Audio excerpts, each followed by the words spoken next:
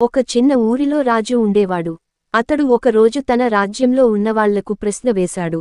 దేవుడు ఎక్కడ ఉన్నాడు? నాకు బాగా సమాధానం చెప్పినవాడికి బహుమతి.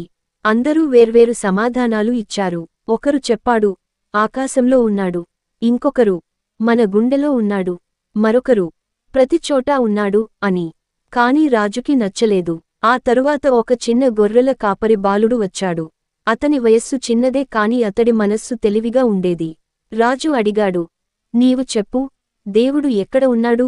బాలుడు చిరునవ్వుతో సమాధానం ఇచ్చాడు. రాజాగారు, దేవుడు ఎక్కడ లేడో అది చెప్పగలను, ఎందుకంటే దేవుడు ప్రతిచోటా ఉన్నాడు. రాజు ఆశ్చర్యపోయాడు. చిన్న బాలుడి సమాధానం అతనికి బాగా నచ్చింది. ఎందుకంటే అది నిశ్శబ్దంగా దేవుడి ఉనికిని తెలియజేసింది. ఆ బాలుడికి బహుమతి ఇచ్చి, రాజు అన్నాడు, నీ దగ్గరినుంచి నేనొక గొప్ప పాఠం నేర్చుకున్నాను. దేవుడు మనందరిలో ఉన్నాడు. దేవుడు మన చుట్టూ ప్రతిచోటా ఉన్నాడు.